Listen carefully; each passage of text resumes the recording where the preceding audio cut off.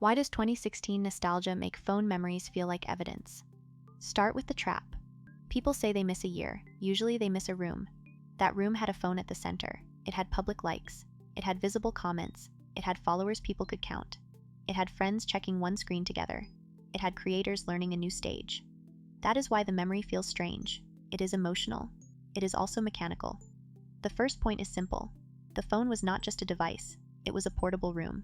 People carried that room into bedrooms. They carried it into parks. They carried it into school hallways. They carried it into restaurants. When a phone memory returns, the room returns too. You see a hand. You see a screen. You see people waiting for a reaction. That reaction is the evidence. In 2016, online reaction felt very visible. Likes looked like proof. Views looked like proof. Comments looked like proof. Follow accounts looked like proof. A joke had numbers. A selfie had numbers. A creator had numbers. Those numbers trained people to read social life differently. They taught users to ask one quiet question: did this moment matter to anyone else? That question is still with us. This is the first mechanism. Public metrics turned feeling into evidence. That does not mean the evidence was fair. It does not mean it was deep. It means it was easy to see. When an old phone moment comes back, that system becomes visible. The screenshot is not only a picture. The clip is not only a clip, it is a record of what counted. It shows what the room rewarded.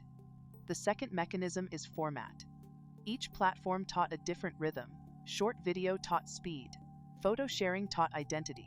Group chats taught private reaction. Search taught questions. Channels taught longer trust. The rhythms were separate enough to notice. That separation matters.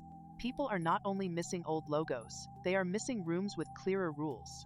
One room was for jokes, one room was for friends, one room was for channels, one room was for search. Now those rooms feel more blended. A joke can become news. A private style can become a public brand. A hobby can become a full content machine. A small argument can become a ranking signal. That is why recent internet history ages fast. The calendar says 1 decade. The system feels older. It has been redesigned too many times. It has been bought. It has been merged. It has been optimized. It has been rebuilt around different incentives. Use a concrete scene. Picture friends leaning over one phone. Nobody is explaining a theory. They are just watching something together. But the scene preserves a social contract. Attention is shared. Approval is visible. Status can be checked in public. The phone is small. The social room is large. That is why the image can feel bigger than itself. Now picture a creator filming at a desk. The tools look simple. The lighting may be rough. The room may look ordinary, but the habit is already modern. Hook fast. Land the turn. Make the moment replayable. Give the audience something to repeat. That habit survived. Even when platforms changed, people kept the training. The room disappeared. The behavior stayed. Here is the midpoint twist. Nostalgia often remembers the warmth. It forgets the pressure. The warm part was real. Music was real. Games were real. Friend groups were real. Creator discovery was real. So was comparison. So was ranking. So was harassment. So was burnout. So was misinformation. So was the pressure to perform ordinary life. The memory is not fake. It is incomplete. That is why the better question is not simple. Was the old internet better? That question turns history into a fight. Ask a sharper question. What did the system teach people to do? Did it reward speed? Did it reward beauty? Did it reward outrage? Did it reward intimacy? Did it reward expertise? Did it reward constant availability? Those questions turn a vibe into analysis. There is also body memory. A phone buzzes. A group looks down. One person laughs first. Others wait for the meaning. Someone passes the screen across a table. Someone replays the clip. Someone checks the numbers. This tiny choreography matters. It shows how online evidence entered offline rooms. The archive was not only on a server, it was passed by hand. It was watched at lunch. It was checked on sidewalks. It was replayed in bedrooms. Pokémon Go shows the hopeful side. The phone pushed people outside. Parks became meeting points. Sidewalks became game spaces. Strangers compared discoveries. The internet briefly felt physical. That memory is powerful. It suggests a different future. It suggests the phone could build shared space.